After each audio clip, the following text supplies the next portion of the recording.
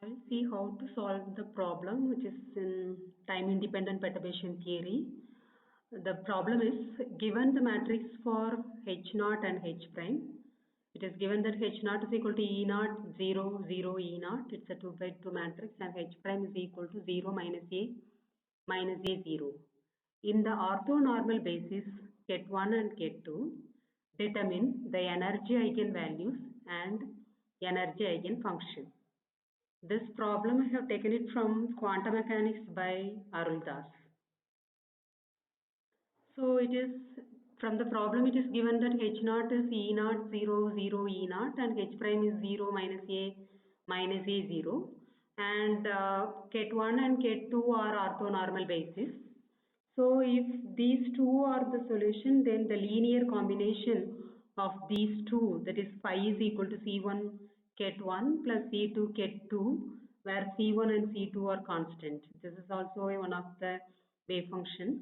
If it is given that it is a H naught is a 2 by 2 matrix, so lambda 1 and lambda 2 are the eigenvalue of H naught.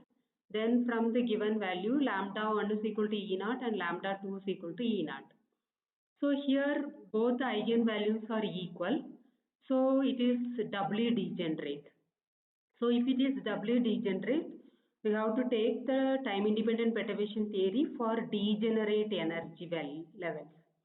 So in that case, we can get H prime Nn minus En of 1 Cn plus H prime Nl Cl is equal to 0 and H prime Ln Cn plus H prime Ll minus En of 1 Cl is equal to 0.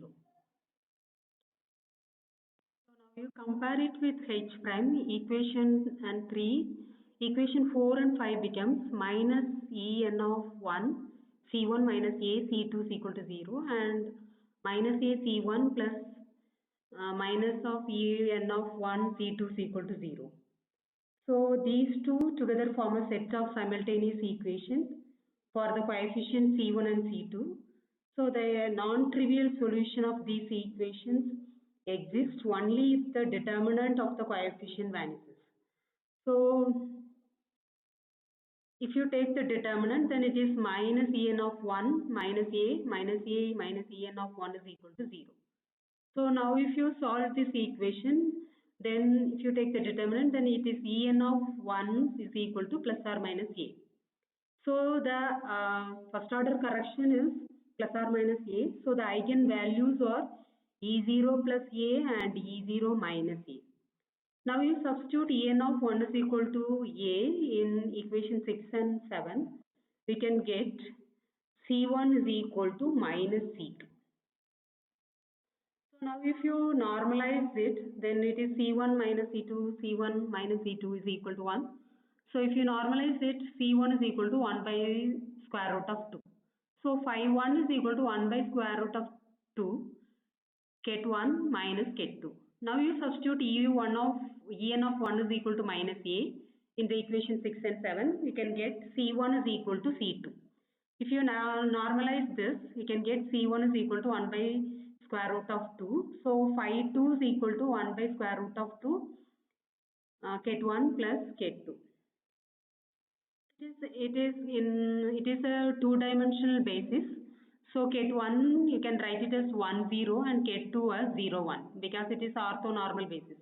So phi 1 is equal to 1 by square root of 2 1 minus 1.